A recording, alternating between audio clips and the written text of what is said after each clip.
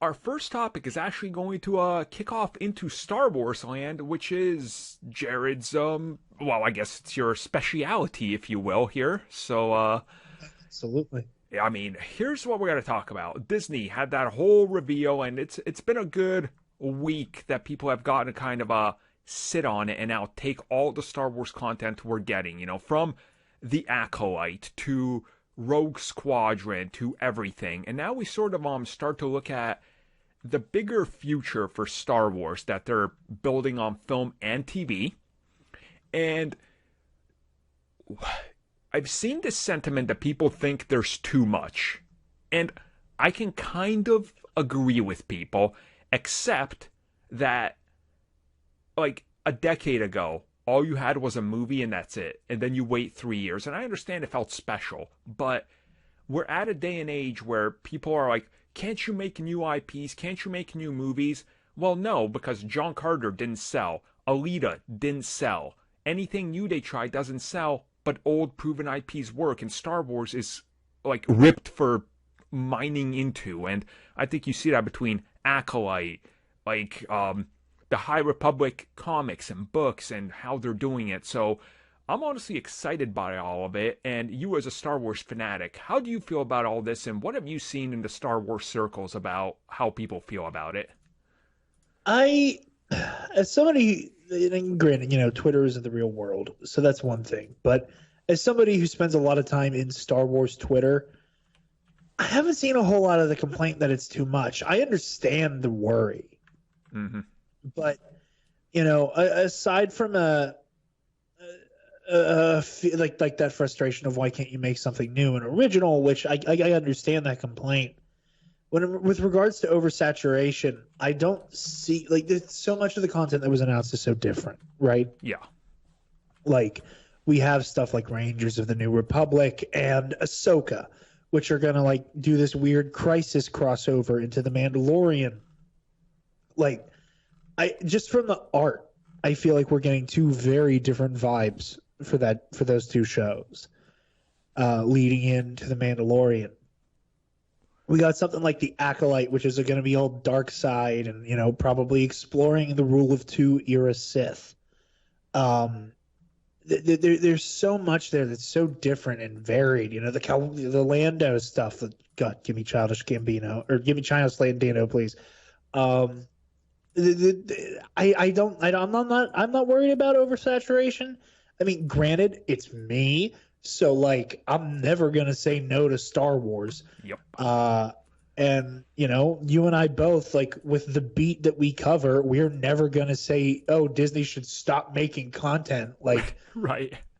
We're kind of inclined to be excited because it means, hey, here's at least another couple months of content guaranteed. I mean, I want to be real with people. You know how Red Letter Media makes fun of the people that are like, Star Wars! We are those people. We understand they're making fun of us, but that's the thing. We love this so much that it's like, I breathe, live, and sleep Star Wars and Marvel.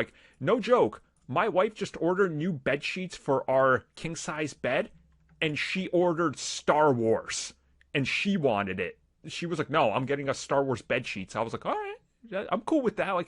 That's the kind of level some of us get into. So it's like, I understand some of the oversaturation complaints, but as you pointed out, they're building an entire universe here. And people used to say the same thing about Marvel.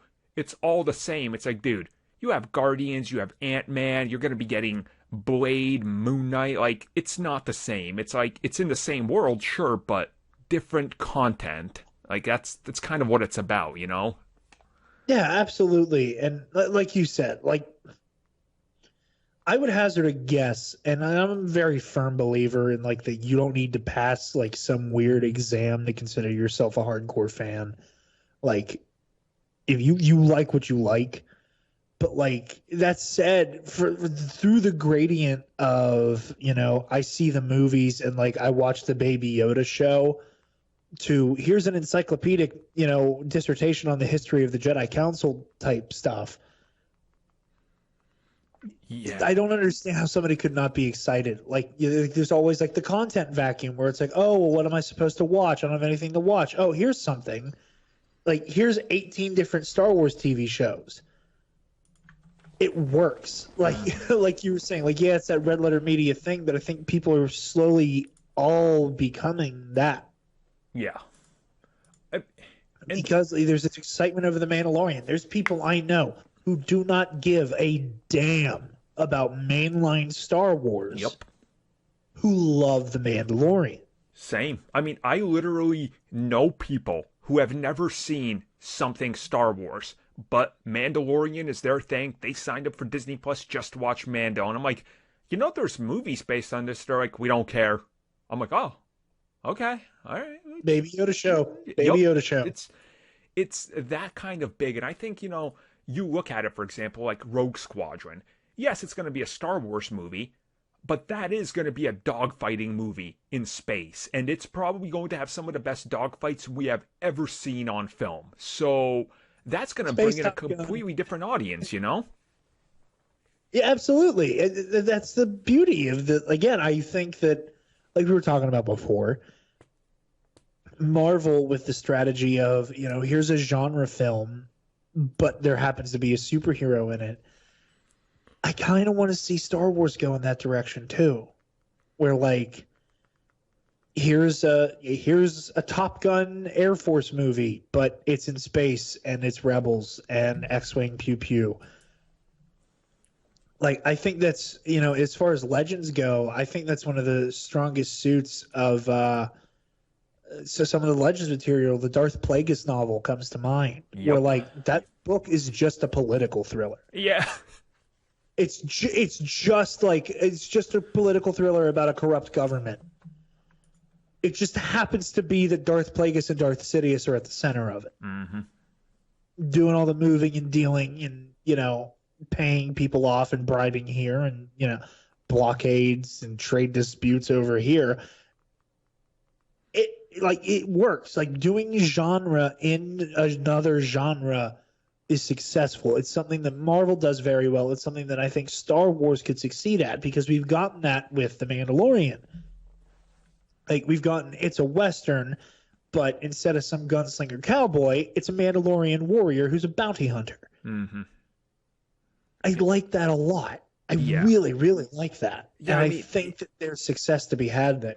That's exactly how I feel about it. Like, you look at The Mandalorian, and it's in the Star Wars universe, but like you said, it's a space western, and I have no doubt that, like, The Acolyte, for example, which is what I'm hyped for the most, I have no doubt that that's going to be a completely different look at the Star Wars universe, that some people will literally be like, no, that's the Star Wars I've always wanted. Just like there's people that go, well, Rogue One is the Star Wars I always wanted. And there's something in that there, to give everybody a unique corner of their Star Wars universe that they can have as their own, but then they got all these other ones. And it's like the CW effect for TV shows. I know people that watch all of them. I know people that watch 3. I know me, who watches Batwoman, and I'm going to watch Superman and Lois. So it's like, you can pick and choose, or you can enjoy it all, and you get a little bit more, out of it. So I think, there's plenty of it. And like, you look at some of the other things that have happened, like how much they've used Darth Maul as part of their new, Disney push. It's like, dude, Darth Maul has had more time in Star Wars than I think most even, like, characters that have been shoved in your face. Like, he's been everywhere. Like, it feels like everywhere I look, there's something Darth Maul releasing, or he's in something, or rumored for something, or, it's like, it's great. A crazy thing, though. And, like, you're right. Like, I forgot there's rumors of a Darth Maul Crimson Dawn show, which, I'm happy for you that you're basically going to end up with, like, 3 different shows as a sequel to Solo. Right. But if the Darth Maul stuff pans out, but, like, look at Maul. Like, look at the Darth Maul renaissance. Really. Where, like, granted, this started with the Clone Wars, but, like, Clone Wars through, we see how his story ends in Rebels, to we see his, we see how his, the beginning of the end for him at the end of Clone Wars. Yep. Like, he's become an actual character. It's the same thing with Boba Fett. Oh, like, God, that's the joke I've been making since that episode. With, like, I finally give a damn about Boba Fett. Yeah, exactly. Finally. Like, I'm just like, wow, he's great. Yeah, and even as a Legends guy, I couldn't get into Boba Fett. Like the closest I came was reading like the young Boba Fett novels as a Yep. kid. Yep. Same here. So, And I was like, yeah, this is cool. Not super into it, but this is cool. You know, this is like the only Star Wars book in my school's library. Uh, but there's so much there that like Disney, I think, again, sorry, Disney is really good at giving these characters a new life. yeah. Like Oh, that's one God, of yeah. the reasons I'm so excited for Obi-Wan is that like I'm so ready to see Disney take risks with it because you know, even though the Rise of Skywalker is what it is, aside from that, if you look at Clone Wars and Rebels and you know the Mandalorian, Star Wars has really been taking risks. Yep. Oh, God, yeah. And I think again, I think the only one that really stands out from that crowd would be the Rise of Skywalker because it has that whole written and directed by Reddit feel to it. Yeah, it does. Ooh. It's trying to make everybody happy and then made very few people happy in the process. Yep. Which is what it is. There's parts of that movie that I love unapologetically. But Disney's been taking risks with Star Wars. And I think that is, again, another one of those elements that I love here. That they just kind of put it all on the table and said, yeah, we're going to put the Darksaber Bo-Katan and Ahsoka Tano Yeah. and resurrected Boba Fett all in this show that most people watch because of the cute little baby animatronic. Yep. Bring it on. And Like, that's people cool. just accept it and go, cool, more. All right, sweet. Yeah, and I think it's one of those things, and I think they learned when they put Maul at the end of Solo Yeah. that like the free information of nerd culture is so powerful. Uh-huh. Because people talk about like, oh well, like the casual fan won't understand this, the casual fan won't understand that. Maybe they won't, but like within a week of the movie coming out, once people kind of silently agree that the spoiler ban is up, there's going to be 13 different comicbook.com how Darth Maul appeared at the end of Solo. Yep. And like, you know, people like you are going to make a YouTube video explaining here is how the hell Darth Maul is alive. Right. It'll be like a video by AGN and a video by nerds. Like there's going to be all these other people who are like explaining the finer details for the casual fan. It's not that hard to understand what's going on. Mm-hmm. It's Exactly. once- Right.